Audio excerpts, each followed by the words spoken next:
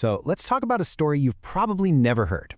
It's about a 16th century Javanese queen who was an absolute force of nature.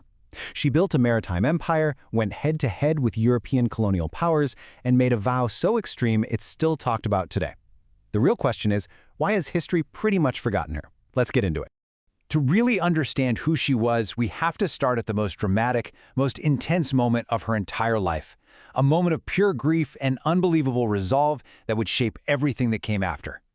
I mean, just try to picture this. A powerful queen, standing before her people, making this public vow. She would give up all comfort, even her clothes, using only her long hair to cover herself, until the man who murdered her family was brought to justice.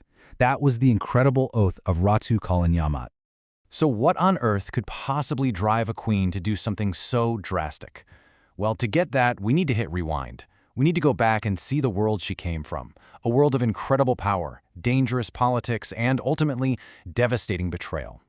You see, her story doesn't start in Jepara, the city she would make famous. Nope, it begins with her as a princess in what was, at the time, the most powerful Islamic kingdom in all of Java. We're talking about the Demak Sultanate. This was the big one. And Ratu Kalinyamat, whose birth name was Retna Kencana, was the daughter of its third ruler. She was born right into the very center of Javanese power, both political and religious. And you know what? It's pretty clear her father, the Sultan, saw something special in her from a very young age. He actually trusted her to govern not just the key port of Jepara, but other important regions too. So she was already a proven, capable leader before her main story even gets going. Eventually, she married a man called Sunan Hadiri. But who was this guy? Well, that's where things get a little fuzzy. Depending on which historical account you read, he was a former sultan from Aceh, a nobleman from Cirebon, or maybe even a shipwrecked Chinese merchant. His origins are a total mystery, but his fate, well, that's what changes everything. So you've got this picture of a stable, powerful royal world, and it is all about to come crashing down. The death of her father unleashes this absolute firestorm of ambition and bloody revenge that will turn her life completely upside down. And I mean, it all happens so fast, it's dizzying. In 1546, her father dies. Almost immediately, her cousin, Arya Penangsang, who's hungry for power, has her brother, the new sultan, murdered. And then, just to clear the board, he has her husband killed too. In the blink of an eye, she lost her father, her brother, and her husband. And this is what leads to that vow. Totally consumed by grief, she retreats to a mountain to perform what's called bertapa, this intense Javanese practice of meditation and self-denial. She literally put her life on pause until justice was served. Well, her demand for vengeance was met. After Arya Penangsang was killed, Ratu Kalinyamat ended her retreat. But she didn't just fade into the background. Oh no! She walked right back into the world, ready to take her throne as the sole ruler of Jepara. Taking the throne in 1549, she didn't just rebuild, she transformed everything. She took all that pain, all that resolve, and channeled it into making Jepara a true economic and military powerhouse on the sea. She put all of her energy into making her kingdom and its capital, Kalinyamat, the most dominant maritime force on the whole northern coast of Java. Soon enough, the name Kalinyamat was known everywhere, and it was synonymous with her power. Under her rule, Jepara's ports just exploded.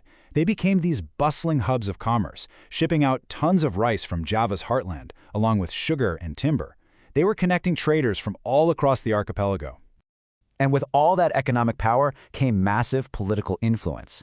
It grew so much that, even though the old Demak dynasty had fallen apart, everyone looked to Ratu Kalinyamat as the real leader, the de facto head of the entire royal family. But here's the thing, her ambition wasn't just about trade and getting rich. She used her kingdom's incredible wealth to build a formidable navy, and she was not afraid to use it to directly challenge the European colonial powers showing up in the region. Her number one target? The Portuguese. They had captured the incredibly strategic port of Malacca, which messed up all the traditional trade routes, and was seen as a huge threat by Muslim kingdoms everywhere. Ratu Kalinyamat was not about to just sit back and let that happen. And she met this challenge with overwhelming force. Not once, but twice, she sent these huge naval expeditions to attack the Portuguese fortress at Malacca. These weren't small skirmishes, okay? They were massive military campaigns, a powerful statement of her anti-colonial stance. Just to give you an idea of the scale, For that first attack in 1550, she allied with the Sultan of Johor and contributed a fleet of 40 large ships. And on those ships, she sent 5,000 of her very best soldiers to the front lines. This was a serious commitment. And to put that in perspective, her fleet made up a fifth of the entire attacking force. This shows she wasn't just some junior partner in an alliance. She was a major military commander on the world stage.